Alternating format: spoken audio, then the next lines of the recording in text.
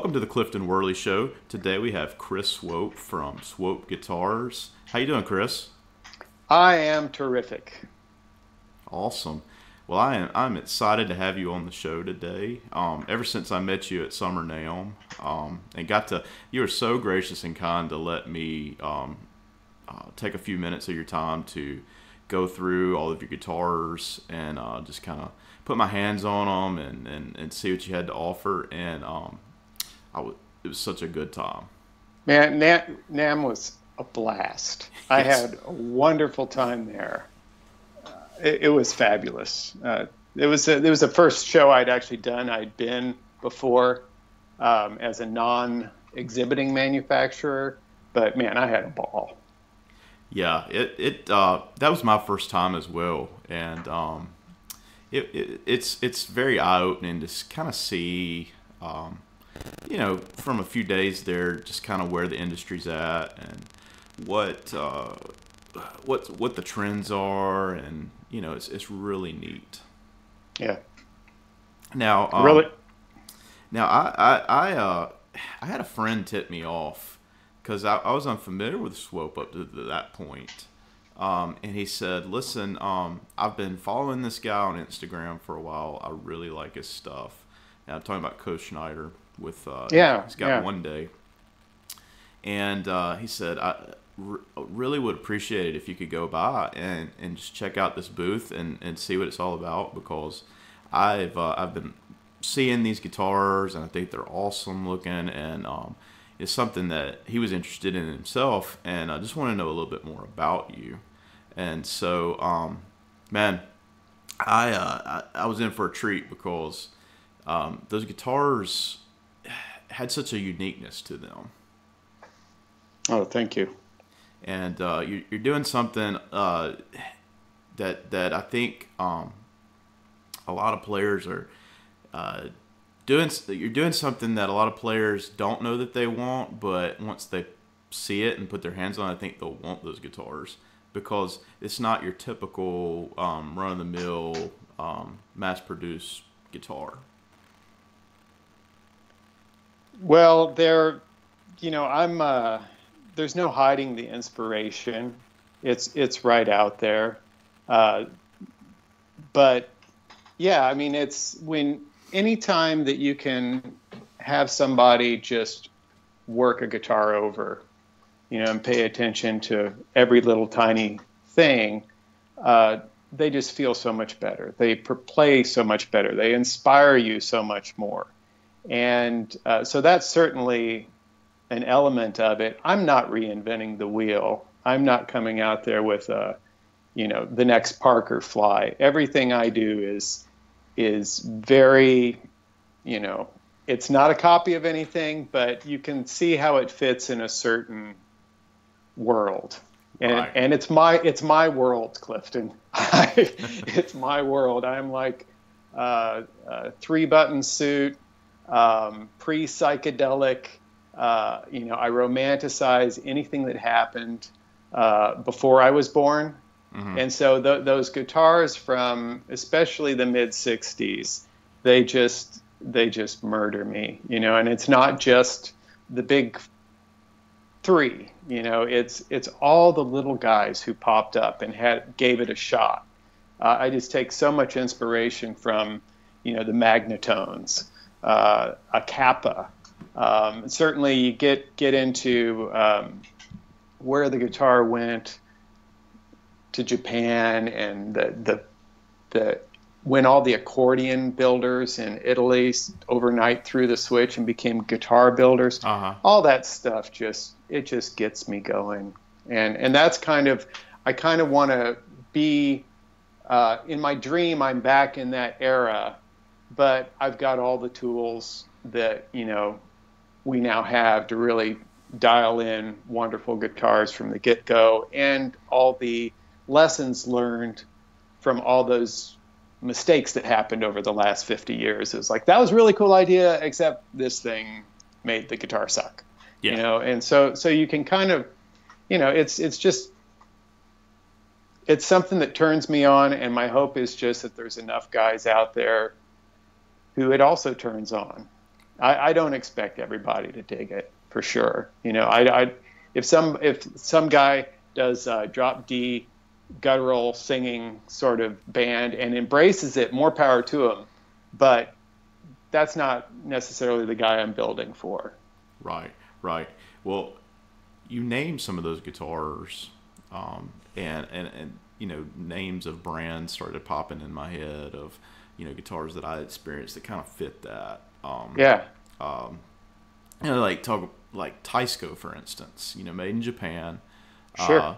They've got a lot of mojo going on, but you pick one up and there's so much that needs to be done to one to make it playable, and you know, sourcing those parts is even more difficult, and you're taking, you know, you're taking a lot of these cool things about these guitars and making it a very much playable, giggable guitar for the professional. You know, I think about, you talk about the Italian brands, and I'm not sure what brands came to mind, but I remember Buddy Miller. He's got like one of those guitars made in Italy that he picked up, and that's kind of his champion guitar. And he's got a Vondre, right? I think so. Yeah. Man, I missed out on a swap on one of those recently. Those were like, you could not find them. They were like hen's teeth. For 20 years, I'd only seen them in books. Mm-hmm. And I don't know if there was like some collector who let a bunch go, or at a certain point, everyone sitting on them said, look, let's make these move. But it seems like now you can get one of those, that's the hollow body, mm-hmm. for, you know, a few $1,000s, which is still a fair amount of money, but for something that to me is just like, what a freak show guitar that is, and a work of art. That particular builder was just, I think he's an artist. And so, yeah, that I do not own one of those, but I own a couple of the solid bodies that were, I think Crucianelli is one, okay. An Echo, which is EKO, some sort of like side brand with a Tone Master logo on the headstock, yet it wasn't an EKO, but it's beautiful, you know, wrapped in red perloid. It's just, they're visually, they're stunning. They kind of have the same sort of idiosyncrasies or different but equal idiosyncrasies as some of the Japanese guitars. They're not necessarily the most playable things in the world, but yeah, they are wacky, man. They are fun. Yeah. Well, what do you think the difference is? And obviously, you know, those guitars were marketed towards a certain type of player, maybe even like Taisco, maybe like entry level. But you know, what I found is so weird about a Taisco is like the paint job looks pretty good, the finish and everything looks pretty good, everything looks cool, but then like when it comes into stability and intonation and having a good setup and even being built to where you can even dial in a good setup, it's like they missed the mark on that. Yeah. I don't think they knew what they were doing. Right. I'll be honest with you. And there's a terrific book out there. I'm blanking on the guy's name, but you can still get it. Get on Amazon, and it's like the history of Japanese guitars or something like that, by a very prominent collector of Japanese guitars. And he goes through and he talks about all of the factories and how they started in the post-war world, and you know, some of these guys were like in a shed when they started, and it just kind of blew up from there. And it was just that whole guitar boom, that craze. And some things were done by hand, some things were done very crudely, and you know, it's also the materials that they chose to use. And to the Italian guitars also, a lot of times it was just, it's thin guitar body, let's use this plywood.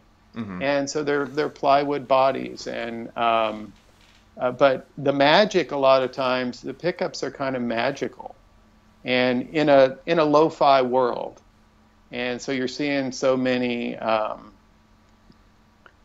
guys now in the pickup world who are starting to do, a few years ago it was just generic gold foils sort of blew up. But now guys like Curtis Novak are going back and, I mean, they're tooling up and they're recreating these, very specific pickups. Mm-hmm. Now, their guts are often very similar, but the looks are unique because each factory would just kind of they just make stuff, and they'd make more stuff, and they'd make more stuff. And they were jobbing stuff out, and so they might have 10 or 15 different looking pickups that they would sell to this brand or that brand, or if a store in the States wanted a cheap entry-level guitar, they could have their own name on the headstock, and they could kind of go through a menu and say, okay, give me that body shape that you're going to see on a Teisco, but give me that pickup cover and this bridge, and put my name on the headstock. And now there I am off on a tangent again. What was the question? Well, we were just talking about cool guitars with Mojo, and I definitely dig some of those quirky guitars I've owned. Some of the Japanese stuff. Right now I'm kind of staying kind of basic, but I've picked up some of these things just to put my hands on them and play them for a while, and then I might kind of move them along. But I have an admiration for the quirkiness of some of the guitars especially the Japanese guitars. I love those. Yeah. Well, let's go back to your background, or we'll kind of dive in there and kind of how that propelled you to where you are today. It's one of those things that you can only see your path from looking over your shoulder. Mm-hmm. None of it made sense as it was happening. But I've been around a long time, toiling in the shadows, basically. And I'm older than you, Clifton.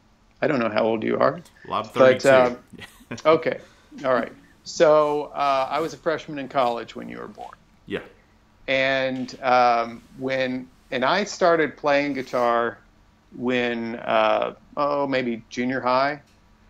And so the 80s rolled around, and it was the age of the brass nut.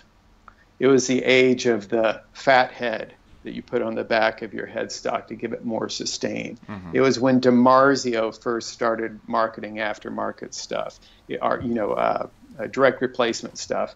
I don't know that Seymour Duncan was even really much of anything at that point. And so, guys were stripping guitars and painting them in their basements and putting, different pickups in their guitars and changing out the tuners. That's the first thing you did. You bought a guitar and then you put Grovers on it, whether it needed them or not. And so that was kind of the world where I was coming up in. And I just, I got the fever at a very young age. Luckily, I didn't have the money to own a nice old Strat so that I could strip it and do a hippie refin or, paint stripes on it like Eddie Van Halen. Mm-hmm. But I started messing around with guitars very early. And I was playing, Kansas City had a really great all ages scene at the time. And I got asked to join a band. And after the first rehearsal, they were like, okay, oh, by the way, we're a punk band.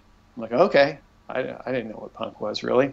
But there was a great scene, and I got to play out. I had my first bar gig when I was 15, and it was just exciting and fun, and I just have never really lost that.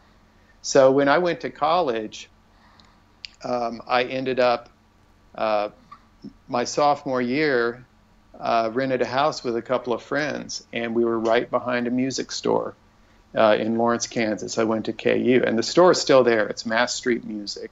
Okay. And I just kind of hung out there a lot, a whole lot, to the point where the owner, Jim, was basically like, why don't you go upstairs and start working?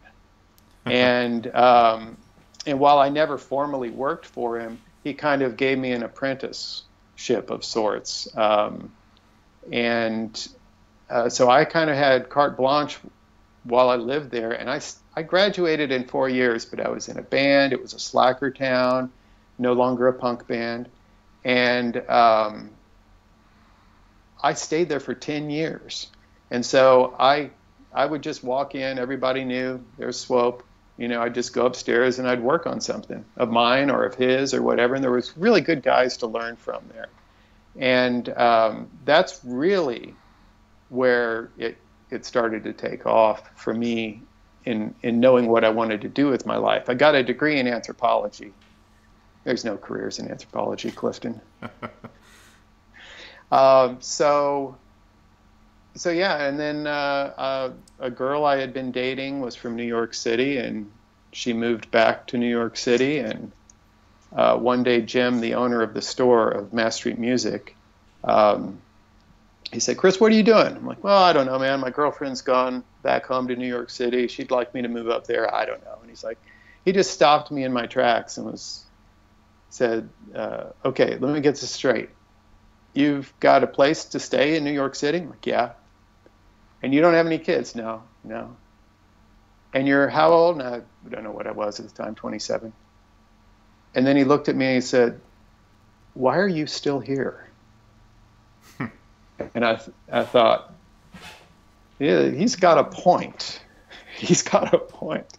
And so I moved to New York. And through him, I had a couple of connections. I was introduced to Roger Sadowsky at Sadowsky Guitars, and I was introduced to Stan, forgetting his last name. He just recently passed away, the owner of Mandolin Brothers.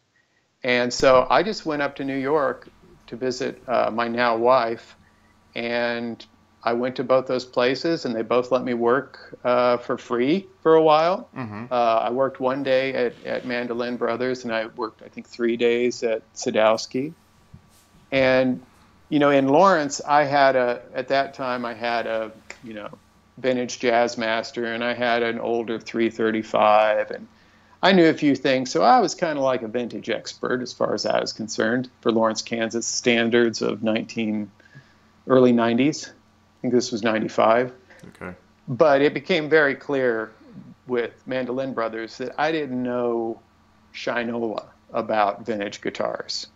Whereas with Roger, it was like I think I was at a point where I knew just enough. And he could tell after a few days that I had the hands and the mind for it and the passion for it, and I didn't have so much experience that I had learned to do things the wrong way and would be difficult to teach. And so he offered me a gig. And so that was 1995. I became his production manager, and I worked there for 7 years. And this was in Times Square, between 48th and 49th Street on Broadway. We were right around the corner from, Sam Ash and Rudy's. I don't think We Buy Guitars was there by the time I moved there, but Manny's Music was still independent, and just all the coolest guitars in the world. Mm-hmm. And Roger's shop was 50% production and 50% repair. And it was arguably the premier repair shop in New York City. And so essentially one of the premier shops in the world. So all kinds of wonderful stuff came through there. Unbelievable guitars. The guitars themselves, and then occasionally, more than occasionally, it was like Walk of Fame. I mean, there were just famous people there all the time. My heroes, or their techs, or but their guitars. Yeah. So I got to play. I played probably 7 or 8 of the Stones guitars 20 years ago. I played 50s bursts and pre-war Martins like you wouldn't believe. And Roger was such a great guy to work for. He was the type of guy that one time he came back to the room where my bench was, and he had a D'Angelico New Yorker. Not, this is the real thing. And he's like, Chris, I want you to stop what you're doing. And I want you to go into the amp room, which was, it was a little dead room we had. Go in with this guitar, and I don't want you to come out for 45 minutes or an hour. And I want you to look this guitar over from head to toe. I want you to see everything that's wonderful about it. I want you to look at everything that's not great about it. I want you to look at the miter joints. I want you to get inside with a mirror. Play it. You're never going to see one of these again. And this was on his dime. Wow. And it was just an amazing place to learn. And so I went to college a second time, as far as I'm concerned, when I went out there. But anyway, so by now we're at like 2002, and Roger's shop kind of vacillated between a 5-man shop, maybe as many as like 10 when I was there, but there was a core group of us. By the time I left, I was like basically number 2. Mm-hmm. And number 1's name was on the headstock, and there really wasn't anywhere else I could go. And so my wife had gone off to grad school in Buffalo. 9/11 happened. My mom was kind of worried about me being out there. My dad had cancer, and it was a lot of reasons. It was like I didn't see how people raised kids. At the time, you didn't see kids in New York. I definitely wanted to have kids. Yeah. So I thought I'd see what the big boys were like. And so I moved down to Nashville and for Gibson Custom Shop. And I did that for 6 years. I started out there in an area they call the Pro Shop, which was, if they had an equivalent to Master Build, they don't really pump their guys up like Fender does. That's kind of where those guys were, because honestly, a lot of the other people, Custom Shop's their own division. It's much smaller facility, but it's still a factory. And so a lot of the people on the floor, while they're great at their job, they may not play guitar. They don't understand the whole instrument, why they're doing what they're doing. So yeah, I did that for a couple of years, and then a job opened up in engineering, and I went for it, and I got it. And so the remaining 4 years I was there, I was Gibson Customs man on the floor, mm-hmm. essentially. I did a little bit of design stuff. I went to night school and learned drafting, and but mostly I would do a lot of the hands-on stuff that really didn't fit into a production thing. I would build out a lot of the new signature models and stuff for the NAMM show, walk certain important guitars through production, and then do my part on them. Various things like that. And, I mean, it was a totally different world than Sadowsky, but it was a great place to learn a whole other set of skills and understand, while some things maybe small builders poo-poo, uh-huh. That there are really some things that they do that are better, and different ways of thinking about doing things. And different technologies to embrace.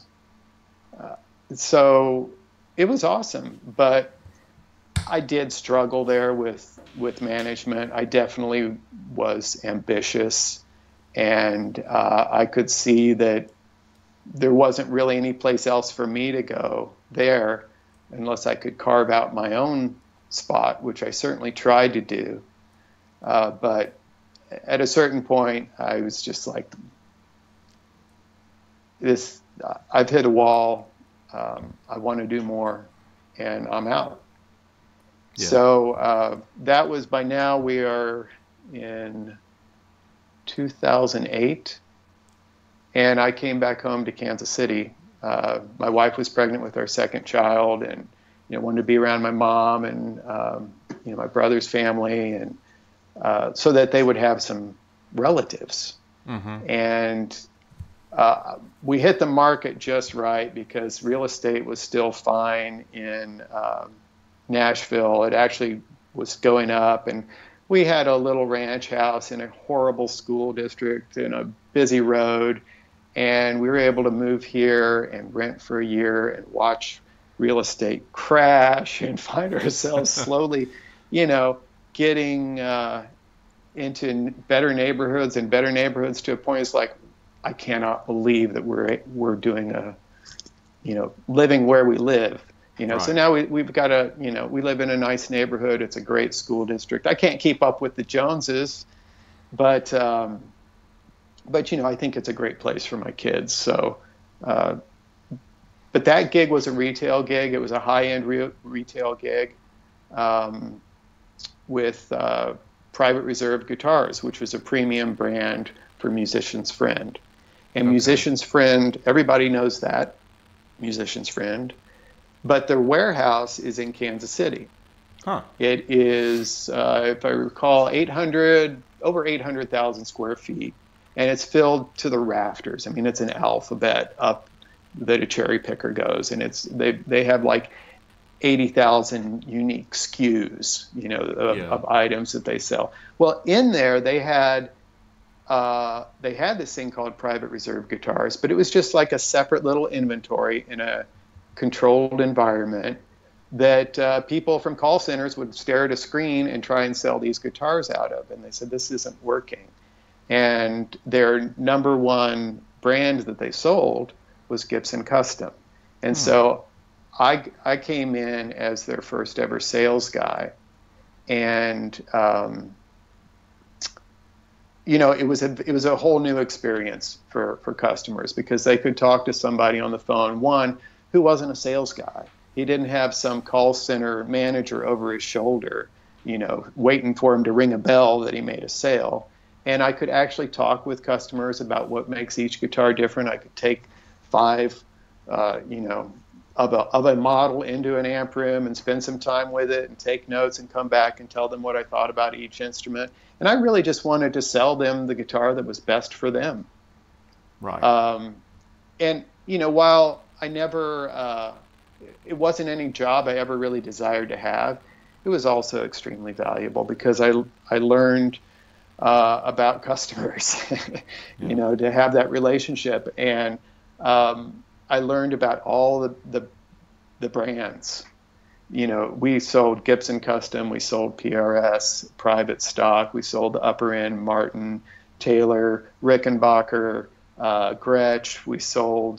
We embraced Benedetto briefly before he went direct to consumer. We got in very early with the Premier Builders Guild when everybody was still together with that. We had a brief attempt at LSL. And so I got to really experience what every single manufacturer or every major manufacturer, the best of their best.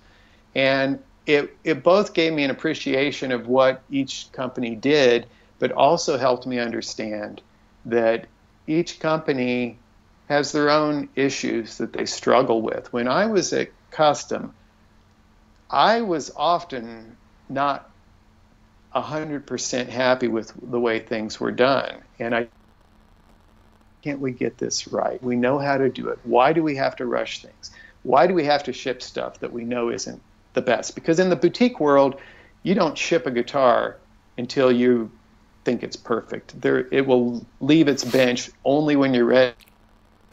Yeah. In a manufacturing environment, I don't care what brand.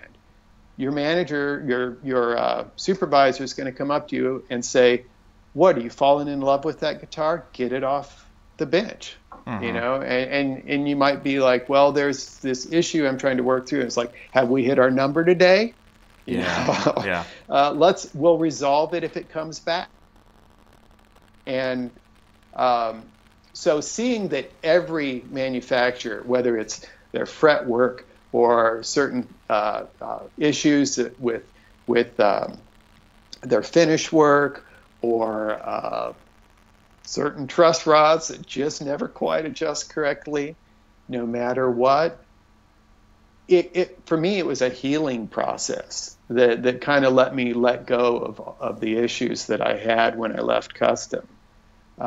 So it was wonderful, but again, it wasn't really what I wanted to do with my life. And by the 5th year, I started making good enough money there that it was like, well, I know I want to start this new thing. Let me start working, and I'm going to save my money. And when the time is right, I'll know, and I'll be able to step aside and start my own thing. And then, as often happens in any sort of sales world, once you start making the kind of money you want to make, they restructure they redo your sales commission structure. Okay. Yeah. So in 2014, January 1st, I got out and I started doing my own thing. So I didn't just start. I had almost 2 decades in it before I was ready to do my own thing. And honestly, man, I wish I would have done it 10 years earlier. I wish I would have started before I had kids. When I could be more selfish with my own time. Right. And honestly, there's just been such an explosion of builders. I mean, every day there's another 20 guys who are building really cool stuff. 10 years ago, there weren't that many guys. I probably could have got out front. Yeah. But I'm doing it, and I'm loving it. And one way, shape, or form, I'm going to continue doing it forever. Let's talk about your setup. Are you doing these handmade? Are you doing CNC? What's your methods?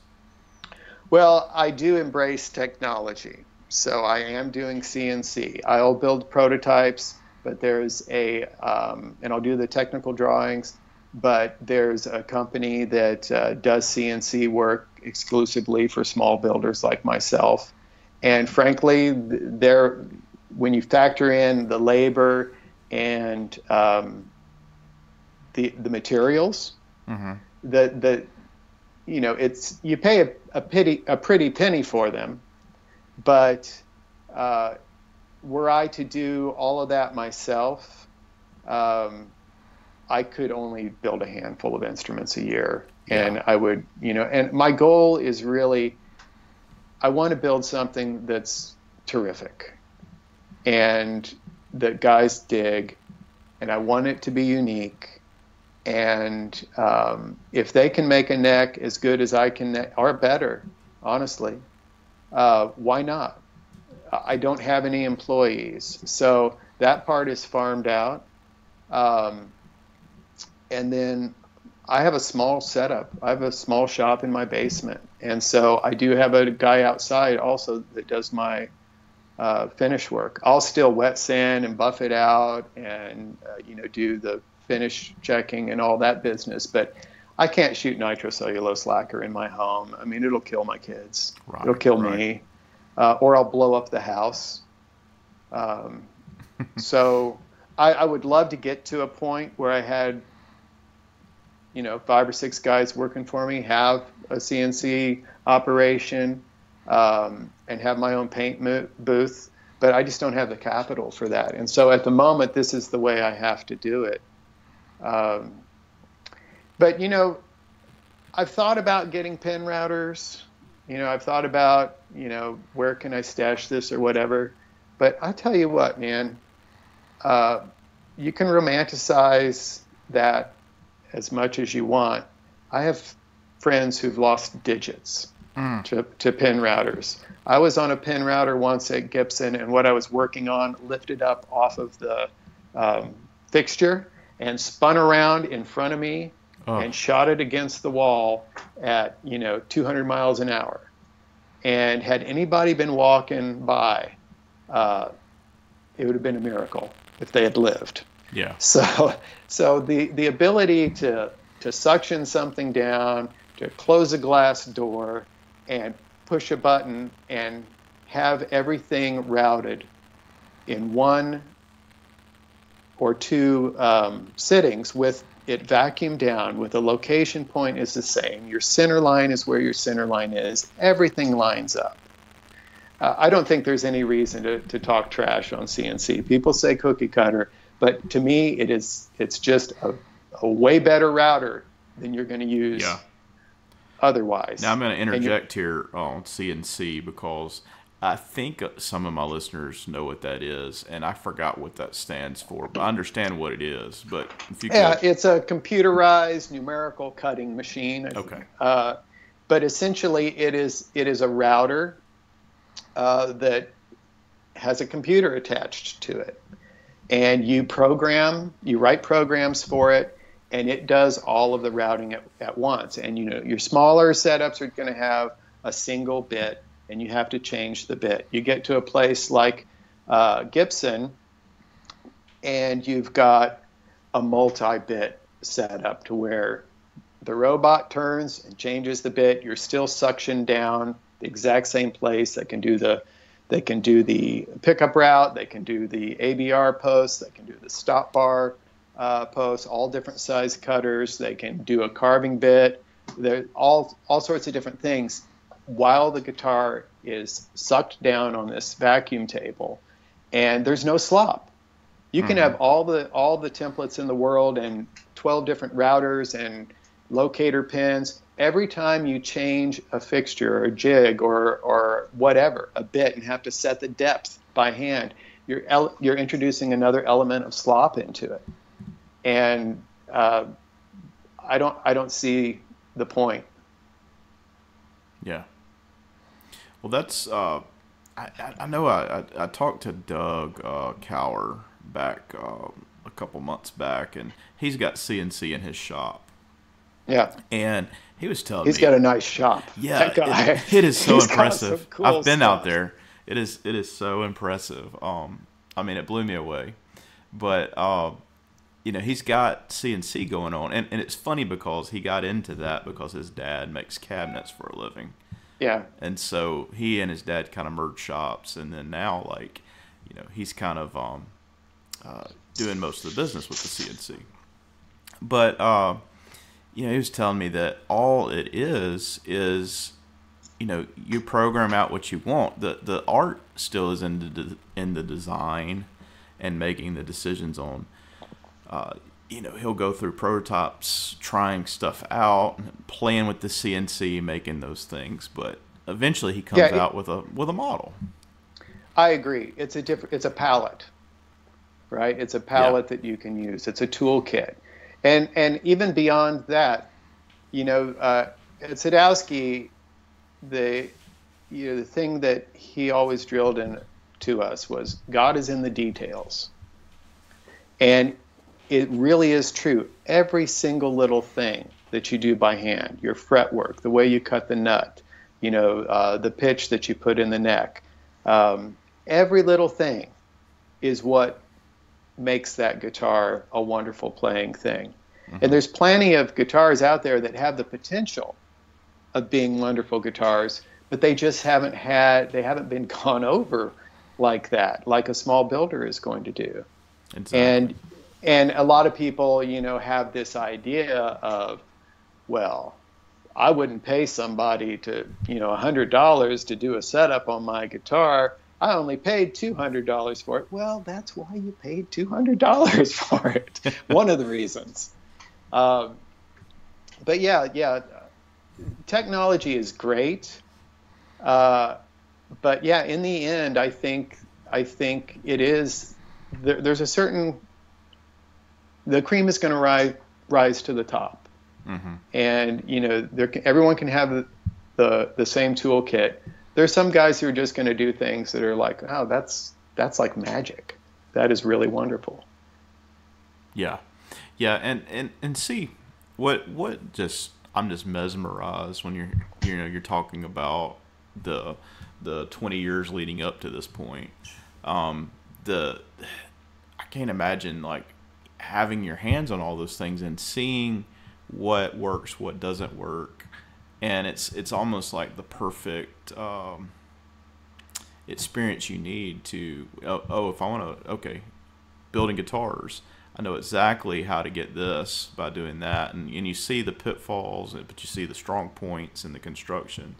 And so I mean, to be able to put your hands on the Rolling Stones guitars and see what they like. And matter of fact, I noticed you threw up on your social media that Ronny Wood is playing one of your guitars right now. Was that something that he just came across your guitar, or did you build that for him knowing, hey, this is what Ronny likes? No, I definitely, it goes back to connections I had from all those years spent in New York. Uh-huh. I had a foot in the door. It by no means was it a door wide open, but I had a foot in the door, and I was able to get a guitar to Ronnie's Tech back in 2013 before I even started officially. Mm-hmm. And he was like, yeah, I'll check it out. No promises at all, but I'd like to see what you're doing. And, if it's something really special, I can, send it up the ladder. But, it's no one's job. It's in no one's job description who works for the Stones organization to pitch guitars to them. Right. They don't need that. Right. And, in the case of Ronnie and Keith too, those guys have been playing the same, for the most part, handful of guitars for the last 20 years. So, I knew it was a long shot, but I wasn't going to let it pass. I was going to take that long shot. So I got one to him, and they were in between tours, and he dug it. The Tech dug it. And, he's like, yeah, I think this might be something that would appeal to him. But, we don't know when we're going back out on tour. And, there's a whole protocol of getting it to him. And so I let him hold on to it for a while. Months went by, and I needed to sell it. So I got it back. And, it was many years of looking for the right opportunity to get something back to them. And I had a couple of opportunities where I thought I was going to be able to send one, and then I got the kibosh from higher up. I was like, not unless you want to just give him a present. Right now, it's not any time for him to look at a new guitar. And I had read Ronnie's biography years ago, and I remember there was a line in there, I'm paraphrasing it, and forgive my accent, but it was like, people like to give me guitars, so I accept them. And like, oh, that's not really what I want. So I just kept trying. And eventually the North American tour, I think it was the Zip Code tour, came around, and I was able to get one through Pierre, who is Keith's tech and the stage manager, basically everyone else's boss, all the other tech's boss. Get it to where he was comfortable with it being in a rehearsal space, but Ronnie still had to discover it. And thankfully, by the end of that tour, he had tried it in a couple of sound checks, and the very last show was in Quebec. And he played it that night in front of 90,000 people. And I was ecstatic. And so I talked to the guy I knew when the tour, they all wrapped up a few weeks later. I'm like, so I'm not going to do anything silly. I'm just going to share it on Facebook. I found a video on YouTube. It's a blown out, Jumbotron, but I'm just going to this and let my dealers know. And he was like, oh, you can't say anything. I can't. It's like, no, nobody's talked to Ron to know if he even liked it. We were winding cables. He was already on a plane back to London, essentially, at that time. And you just have to wait. Darn it. And so, but eventually they went on tour again. And I got one to him in the South America tour, didn't play it. Didn't have an opportunity to play it in the sound checks or in the rehearsals and whatever. I followed every show and he never played it.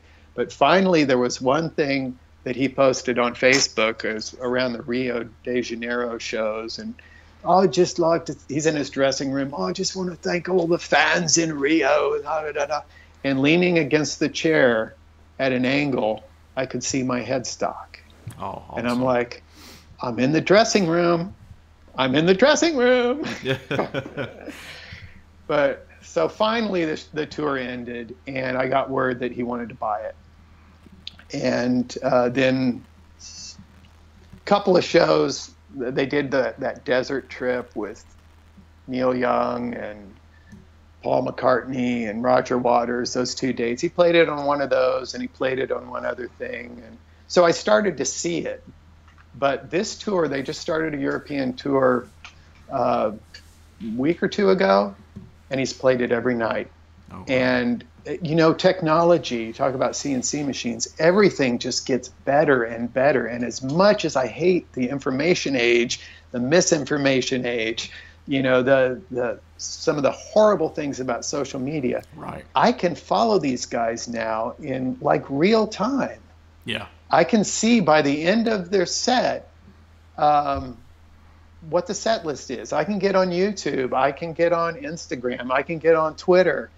And there's, 80,000, 90,000 fans in the stadiums each show. And every one of them has this little computer in their pocket that they can take movies with and pictures. And it's like, my dream is that he'll play it on one of the first few songs, because that's when the press guys are allowed to take photos. Yeah. And then, I think it's just a general rule with guys of that stature. Once you start sweating, you don't want pictures. Okay. But if I could get a picture of him with that guitar, that would be fantastic. But honestly, I've found a couple of people, and I don't know if the rules are different in Europe, who've actually got in there with really nice cameras, just audience members. And, once I discover them on whatever format, Instagram, I think, is how I discovered this one girl. I just reached out to her. I was like, I can't believe that photo you took. That's a guitar I built. Are you following the Stones? She's like, yeah, I'm following the Stones. I'm trying to get into tickets to every show. It's like, could you take another picture? Yeah.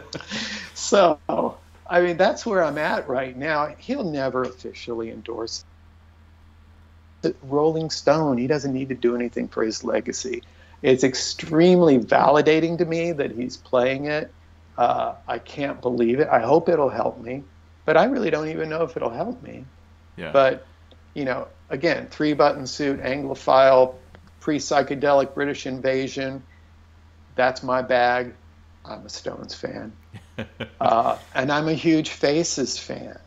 I love Ronnie's playing from the Faces as much as if not more than the Stones. Just some of the guy's been in 2 of the greatest bands in history. So it's kind of cool. Yeah. Well, I didn't know this at the time, but I was looking on your website here, and when I walked up to your booth, actually, I believe it was Kenny Vaughan was there. Is that correct? He was hanging out at your booth. I don't know if Kenny was there. I didn't see Kenny at the show. JD Simo was there. If it was that Saturday, I was talking to him a whole bunch. There's this guy, Andrew Sovine, who plays my stuff, or plays one of my Geronimos, who's a country guy there. He was hanging around a lot. That might have been who I met. Yeah, I think. Did he have a beard? No. Well, maybe it was Michael Vance. Okay. I don't know. Could have been anybody. Yeah, it could have been anybody. Yeah, JD. Now JD, he's a fantastic player. I didn't meet him there at your booth, but I was blown away. And this is just me going down a rabbit trail for a minute. JD played guitar for a guy that I know that's from here in Mississippi, back before JD was big, back before this other guy was big, and his name's Travis Meadows. He's a singer-songwriter, and they were in a band called like King Hoochie, I think, at the time, and he used to throw up these videos, and he had this insane guitar player, and I was like, man, that dude's amazing. Well, back a few months ago, Travis threw up something and was like, yeah, this is back when I played with JD Simo, and I was like, man, I had no idea that was your guitar player. But JD is amazing. Yeah. When it comes to, and especially he plays, I think kind of that classic rock, just fantastic player, but he's a throwback to that era. And he's a total throwback, but there's a freshness to me to what he does. Yeah. And just, I couldn't think of guys like that are going to love exactly what you're doing, because it's hitting all those places on the map for them. Well, I hope so. You know, when I think the challenge, there's several challenges that we all have. But, you know, I thought after working, you know, for a boutique guy who built essentially, you know, super hot rod Fender style instruments, and then working at Gibson Custom, and then having 5 years of sales experience where, you know, you really do build customer relationships, and you really develop friendships with people. You may call them about a guitar, but you're going to ask about their kids or, you know, whatever. And, you know, honestly, I felt like these people love me, and they did love me. I think they do love me. Mm-hmm. But I thought I was going to be able to just kind of step to the side with my own thing and just keep the wheels turning at that pace. Well, not at that pace, but certainly that I had a customer base built in after that many years. And what I realized pretty quickly is they loved me, but they loved that I could help them find that Telecaster that they had always dreamed about, or that Les Paul that they had fantasized about since they were 12. Right. You know, we all have these ideas in our head of what we want to play and why we want to play them. And you get out there with something that's different, you know, people aren't going to just jump on it. And I think even if they, you know, they come around to the way it looks and they hear great things about it, and they think it sounds fantastic, they want it, they still don't know that they can do it, that they can pull the trigger, because you are an unknown. You know, we all have wandering eyes when it comes to guitars. We all, you know, I would always tell people, you know, it was one of my sales shticks. You know, it was like, well, I'm monogamous with my wife, but I'm a polygamist with guitars. Yeah. And, you know, or if they're really nice guitars, you know, guys may not be polygamous, but they're serial monogamists. And so, you know, you're always, you know, you may like get a fancy for something, but, you know, you're going to want to, you know, that in a couple of years, something else might come around that you're like, hey, look at that. And so then you look at your stash of what you have, and it's like, well, mortgage is due and the kids are going off to college or whatever. And what am I going to sell so that I can get that? And so I don't think they just have to love you and want your guitar and think it's the coolest thing on earth. They have to have faith that you're going to be around. Yeah. You know, that you're going to be of value.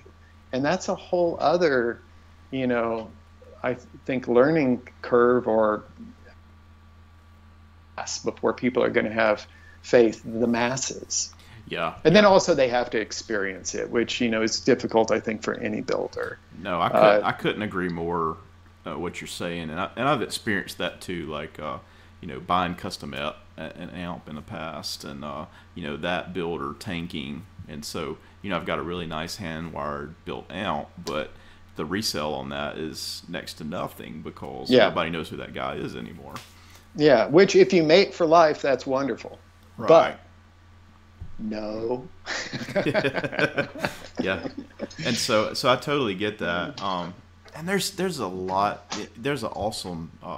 One of the things I noticed, like at Naum, is a trend that was happening in the pedals and in the guitars is some of these boutique booths where several guys were getting in on that, and you could go walk down the line and they had like 20 guitars and maybe two of each of these different boutique builders, and thought that's so cool because there's every flavor out there for every type of player that you can imagine. I actually met that guy there. I didn't really get to pitch myself to him, but he reached out to me after the NAMM show and asked if I'd like to go on the next tour. Not me personally, but send a guitar or two. That's Jamie Gale, and it's the Boutique Guitar Showcase. So I'm giving it a shot. It's a little bit of a pay-to-play sort of thing, right? But in terms of an ad buy, it's cheap. Yeah. And the first thing I ever really tried to do was this summer NAMM, in terms of like getting out there, and it was fantastic for me. It was I really got a bump out of that. Yeah. So I'm going to be I think it's a West Coast tour. It starts this week in Dallas. I don't know how Dallas is exactly West Coast, but then it goes up West Coast. It's like 7 really nice shops, and so you do get your guitar out in front of people where they can actually put their hands on it. Yeah. But yeah, that's definitely, because you can point and click and buy a Telecaster. Everyone knows what a Telecaster feels like, or should feel like, and should sound like. Absolutely. So, it would amaze me when I was at Private Reserve. I would come in the morning, and someone may have pointed and clicked on the website and bought, an $8,000 master-built Strat, that they never played before. Just by in their PJs, just click. Nobody's ever going to do that with small builders. So there's lots of different. It's a wonderful flat earth in terms of level playing field that the internet gives you with guerrilla marketing, and if you can get somebody prominent playing your guitar, you can find every way legal to share that. But still, in the end, man, that's the biggest thing. I think people have to get their hands on it. Well, one of the things I wanted to touch on in this interview, and of course you've got, I would just encourage anybody listening, if you're interested in this, to know more, go to the swopeguitars.com, and you've got your, 3 main models.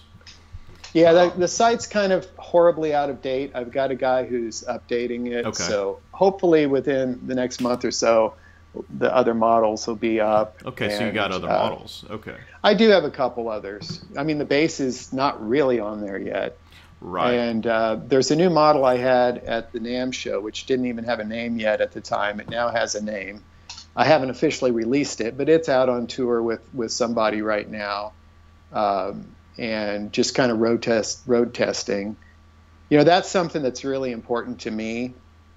And it's another thing I learned from Roger Sadowsky is, we would come up with things, we would talk about models or whatever, and or different pickups to test. Or I remember when the Buzz Featon tuning system first came out, and Buzz came by and did his sales pitch with us. It's like, that's a great example. It's like, well, let's outfit a guitar with it and a guitar without it, and just put them in the sound room, and let's call some of these heavyweight guys in town, studio guys, and have them come in and play the 2 guitars and not tell them why, and see if there was one reason, if either one sounded more in tune than the other, and I won't get into the result because I don't want to influence anyone. I do not use that tuning system, by the way. Okay. So I'm just a guy. I'm in my basement. I know there's guys out there who have pedal boards that are full of, 30 different pedals. I'm a guy who takes a cord and plugs it into the guitar and plugs it into a blackface amp. And I want to hear clean. I want to hear shimmer. I want to hear some sort of spark. I want a nice rounded, even sound. I want something that turns me on. Right, right. 3-button suit, Chris. I want to be excited about it. I don't know what anyone else does. I'll never be playing in an amphitheater. I'll never have an inner ear monitor. There's so many things that I don't know how this guitar is really going to work in a real world setting. And so that's the page really way before Roger. That's Leo Fender.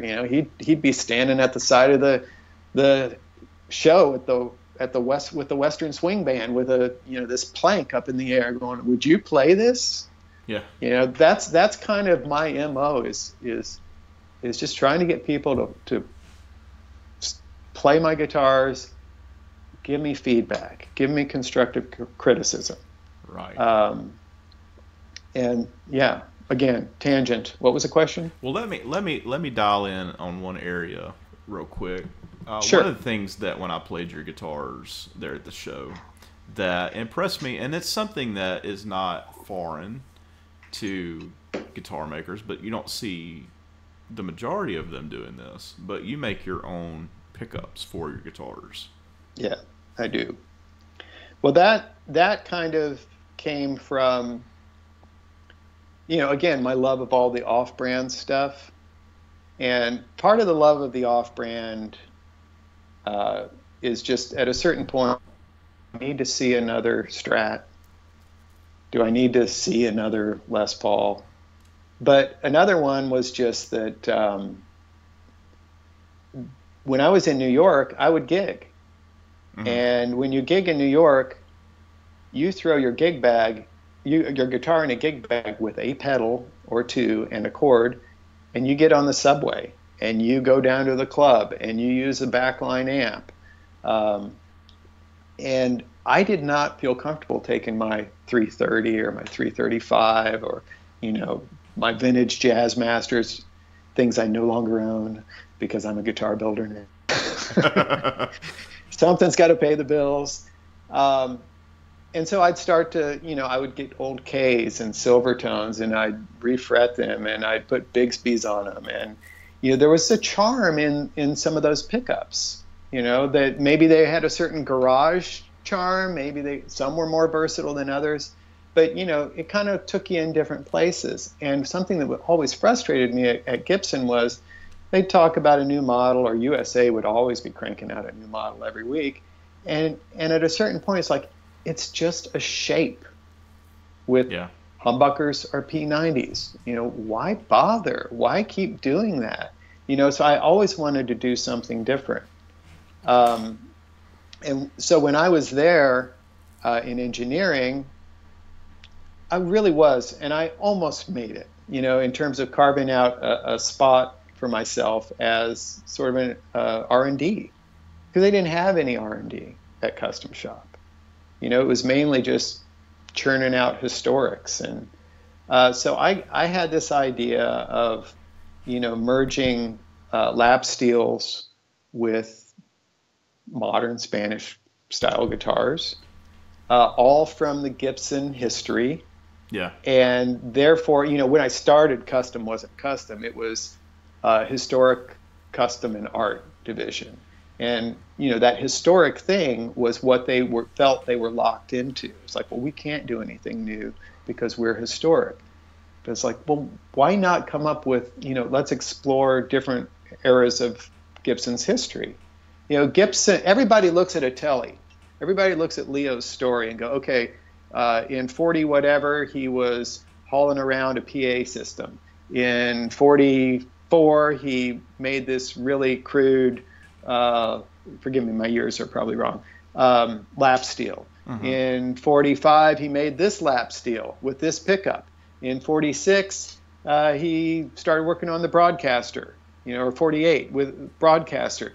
And you see that lineage. It's a direct correlation. So everybody looks at a Telecaster and understands that there's this lap steel connection. Okay. Well, Gibson had probably 15 years of lap steel history. As you know, we think of the Beatles as the guitar boom. You know, the Beatles, Ed Sullivan, Italian guys start making, accordion guys make guitars, whatever. Everyone combs their hair forward. Well, the first electric guitar boom was really lap steels, you know, this exotic music from Hawaii. And you look at the history of those lap steels, there's all sorts of pickup designs, you know, as they were creating things. And, you know, maybe every 10th guitar or pickup design might find its way on this or that odd ES 100. You know, and all pre-war, there was no real established Gibson pickup. You know, the P90 really is more of a post-war phenomenon. And so, and the designs, the aesthetic of so many of those lap steels were beautiful. I tried to, you know, I worked on a few different models. I mocked them up. I got approval to build prototypes. They wouldn't give me a budget to do anything. So, you know, if I wanted to have a mold made for a pickup cover, no way. If I wanted to, you know, but they would let me tear apart anything they had. And so all the modern pickups they had, I would just take them all apart. You know, I combine coils, this and that, try different magnets. But then also, because they were the historic division, they had a pile of stuff floating around that came from Kalamazoo. And so I was able to look hands-on again at a whole variety of, you know, lap steel and table steel pickups. And, you know, what I assumed was going on underneath the hood wasn't always going on underneath the hood.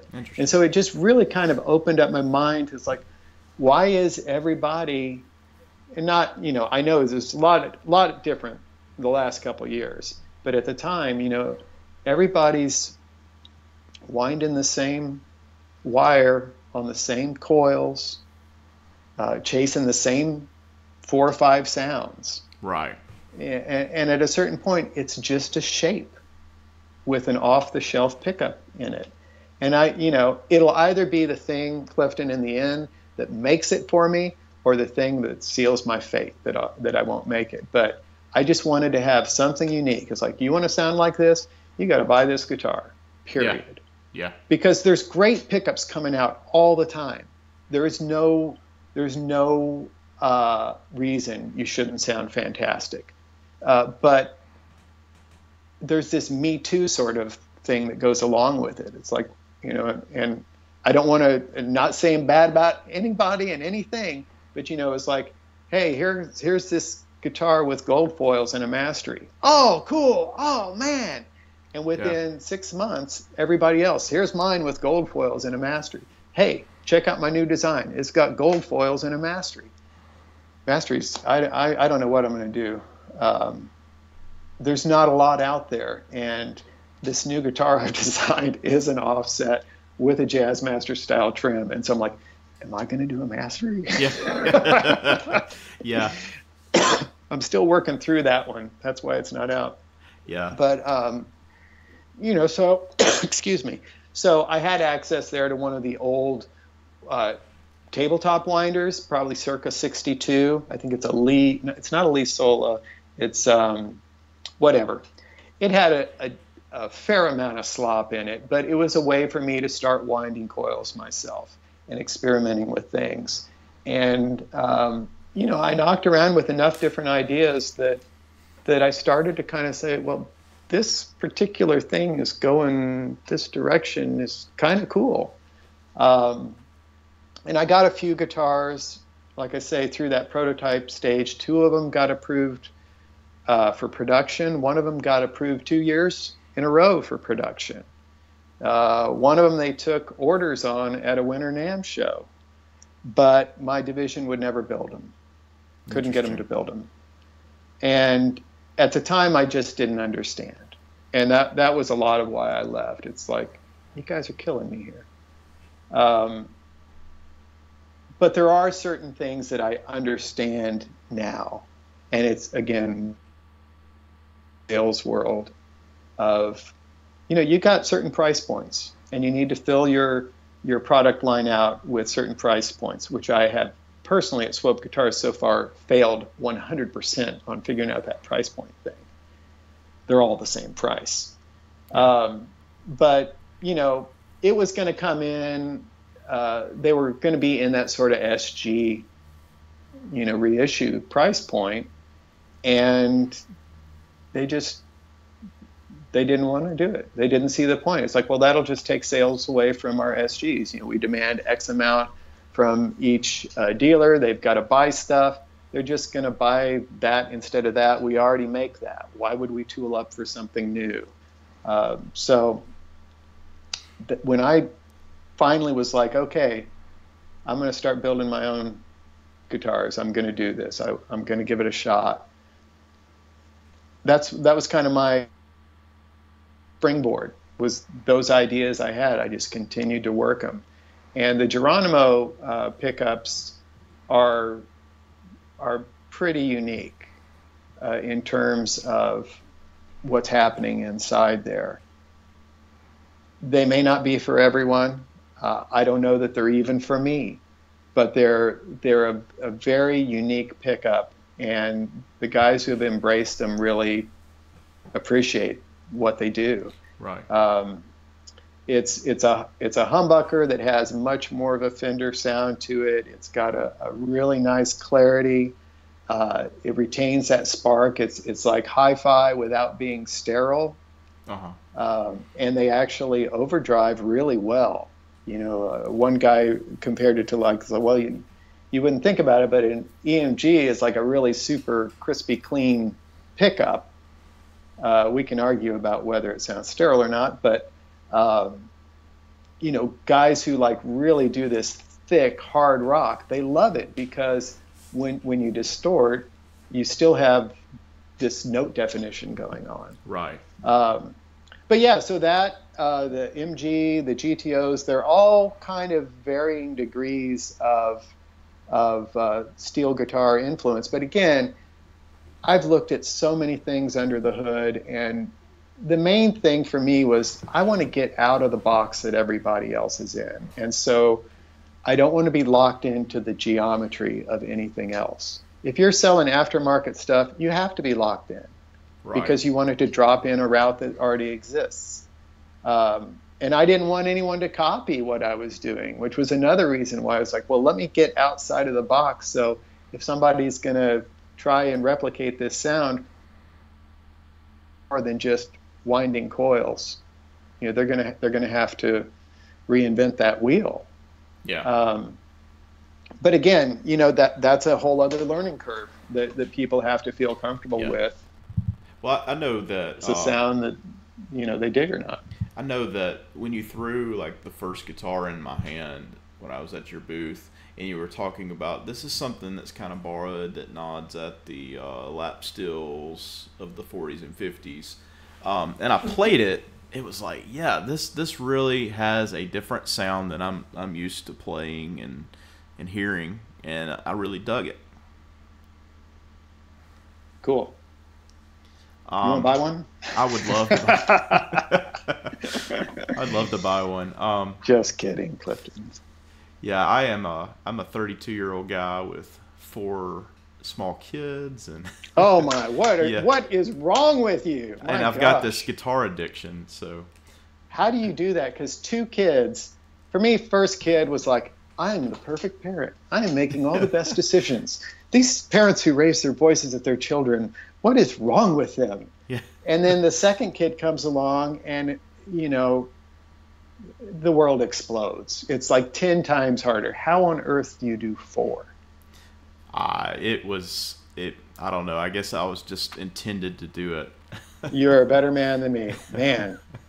Yeah, but we've got 4 little girls, and so girls are cool. Yeah. I got daughters. That is a neat thing. I didn't have. I just had a brother growing up. I didn't understand girls. I had no idea what girls would be like. And after we had our first girl, Allison's pregnant with our second kid, and I'm like, I'd kind of like another girl. This is kind of cool. Yeah. It's amazing. Our life stays very interesting. I bet. But yeah, my wife has been very gracious to allow me to go off on some of these buying sprees, but I'm at the point now where every decision I make is very calculated. Oh, dude, I feel you. I know that. But again, back to the price point thing, Yeah. that is something that I've been in my brain working through for the last year and a half. I just, until I can figure out how to do it, I'm not going to throw anything out there. But I would love to offer something out there at more like a $1,500 price point. Yeah. That's still a lot of money. Yes, but it's very doable for the Yeah. weekend warrior type guys. Yeah. And, it just seems like, and I think I'm hampered. Well, I know I'm hampered a bit because I am trying very hard to go the dealer route. Mm-hmm. And for a couple of reasons. But so, the dealer has to make money too. And so my guitars are a bit more expensive, I think, than some people might think they should be. If I actually were to be honest about my bill of materials, I should be charging way more. We all should. But, there's this reality that, a cheap guitar today is not what a cheap guitar was when I was a kid. And so the difference between, a $500 guitar and a $1,000 guitar, maybe people can feel it, but they may not appreciate it think it's valued at $500. The difference between a $2,000 and a $3,000 guitar, it depends on, but it's difficult for guys to reach up to that price point if they see something similar, and they're like, well, why is that at that price? I think I need to offer something cheaper, and honestly, I think I need to offer something a lot more expensive because there are those other guys who aren't going to go down to $3,000. Yeah. They want something more special. But yeah, it's a different world because the reality is, fair or unfair, you can get a guitar that's not bad for, there are guys who I think have kind of like paycheck guitars. It's like every month they're like, what am I going to do? And it might be a $300 guitar, but it's not bad and it scratches an itch for them. Mm-hmm. That's not the way it used to be. And so it is weird that we do have all this technology where, it's great for small builders to be able to get out there and do what they love to do, but it also makes the offshore stuff very playable, decent instruments. I mean, there are guys who gig with guitars made in China, period. Right. And they're fine with that. Yeah. And so I don't know where I'm going with this, but there's so many trials and tribulations with being a small builder, and I kind of think I have a lot of analogies of being in a band. It's kind of like being in a band. You can be a great band. You may not get signed. There might be some band who's really not that good who gets a great record deal. You're like, what? Exactly. And there's bands like you alluded to, and I was listening to a couple of your podcasts ahead of time. You alluded to, guys who are here, and I don't really even know what a fanboy is, Clifton, but they've got these fanboys, and then like a year later they're gone. There's guys in bands who are like that, but then there's guys who are in bands who it doesn't matter at a certain point. They have to be in a band. Yeah. They know they're not going to get the record deal, but it becomes an art for art's sake sort of world. So there's those guys who are business guys, and then there's some of us who are art for art's sake. Man, it would be great to make a living doing this, but I'm going to do it regardless. Yeah. Absolutely. And that's I think where the love of the craft comes in, and it's just it's an expression that you got to get out of yourself, or you're gonna drive yourself crazy. And yeah. I understand that on a musical level. I really do, and so I can relate to what you said. All right, I want to go. I want to touch on the Dakota bass before we go. Sure, yeah.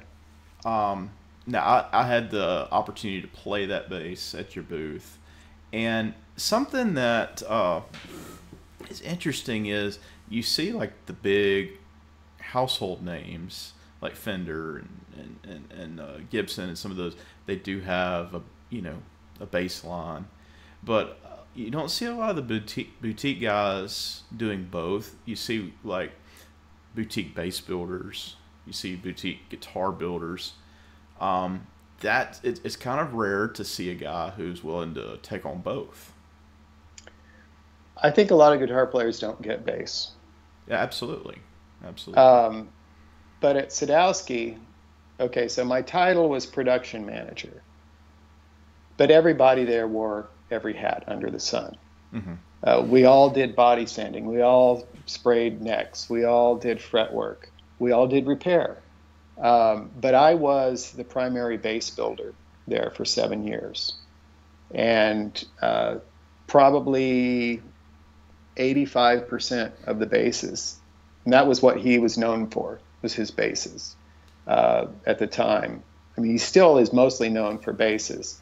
So as a result, I probably didn't get to do as much repair work as some other guys because I was always building basses. But we probably built 2 guitars for every 15 basses, maybe 20 basses. So I can build a bass. I know what I'm doing. I've built hundreds. I'm a guitar player. I love the guitar. And so when I started out, I'm building guitars first. I'll get around to a bass. It would have been smarter for me probably to start with basses because that's a whole thing I haven't exploited yet, that history. I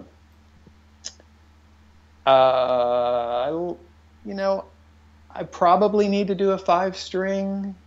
I don't know if I have it in me, but immediately that's what guys have started asking. Ooh, you going to build a 5? Let me know when you build a 5. Like, well, that's a whole market of in itself, Yeah, and I'm not convinced that my mid-century modern really fits into that aesthetic, but anyway, yeah, I finally got off my duff and built a bass, and it was another year of kind of road testing and went through 10 different pickup designs before I finally was like, okay, this is cool. And I just recently I sent one out to New York. I got, relationships are huge, and and mentors are huge. And I would encourage anyone to look for a mentor, multiple mentors at every turn. Absolutely. I became friends with a guy in New York named Dave Boonshoft who owns Aguilar Amplification. When I first started working for Roger, Aguilar was a little room the size of a closet down the hall, the 10th floor of this building that we're in Times Square. And they were making preamps for us. And Dave's stuck with it. He bought out Alex Aguilar. He's owned the company for over a decade and has really grown it to be this huge company. And he has he's been continued to be a good friend of mine. And he makes pickups. When I was looking for a winder, he was extremely helpful and didn't keep any secrets from me. He hooked me up recently with a bass player in New York who I sent one to, and turned out that bass player was good friends with another bass player I knew in New York, and they lived in the same neighborhood, and they've been playing the Dakota back and forth, and again, just getting pros feedback. I'm really happy I feel so good about this bass. I really think I'm going to do something. And it's nice and smart finally to learn from my mistakes. I came out with the Geronimo. A couple years later, I came out with 2 other guitars, all at the same price point, all pointed to the same guy in the band. You know, at least with the bass, I'm like, well, what about that guy in the band? Yeah. I haven't tried to do anything with him yet. He's just standing there looking at these guys. He's like, well, what about me? And so I understand why a lot of builders don't go after it. But for me, it just seemed like I should have gone out after it a long time ago. Yeah. And I like something that you do there is that you build the cavity so you can put the preamp to make it active if you want to. Yeah, again, that's one of those things about being a small, both being a small builder, is that, you know, I don't have the capital to have, you know, 10 bodies laying around with this for a passive bass and 10 other bodies that are routed complete with a battery cavity and everything. I'm going to do it all the same. And then also my repair background is, you know, I can build one with the preamp if you want it. But if you got a preamp you want to put in there or your own repair guy, there's plenty of room there for you to do whatever you want. The battery cavity is already there. You can just drop a battery in. Have at it. You don't have to break out a router to modify your bass. Absolutely. Yeah. I think that's very smart, and that kind of gets a little bit of the bass culture. Yeah. I mean, I cannot tell you how many basses I modified when all those years at Sadowsky. I put preamps in tons, and I had to break out a router. You know, I had to get creative with templates. Where are we going to put the battery? Where do you want the battery? You want a battery cavity in the back? Do you want a little flip drawer? Do you want it under the guard? Do you really want to take your guard off every time you change your battery? Yeah. You know, those sort of things, you know, you don't have to worry about. You know, if you want to buy a passive bass, buy it. If you think you want a preamp, put it in there or have me put it in there. Yeah. Yeah, it's way cool. Again, you said that your website's going to be out. You're in process of that, and you'll have some more in-depth looks at that as part of your product line. I just encourage, you know, if you're listening to this podcast and you like what you hear, go check out the website, swopeguitars.com, and Dakota Bass, that's a winner in my book. Instagram is a blast. Yes. Too. I mean, Facebook was kind of like, okay, I'm going to let my website slide a little bit. This is cool. This is immediate. But Instagram, there's no politics in Instagram. Yeah. And it's just, you know, all I do is pretty much follow other builders. And it's really cool. You know, one of those band things when you're a young band, you're super competitive or whatever. By the time you're old in a band, you encourage other people. You Exactly. like their band. You're not threatened by them.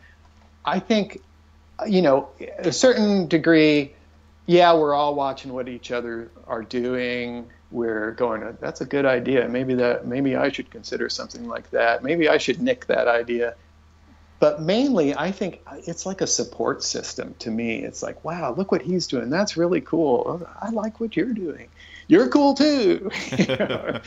But man, it is really illuminating how many builders are out there doing really cool things. Absolutely. I'm glad you mentioned that because I would have forgotten about the Instagram, but that is probably the best place to stay on top of what you're doing.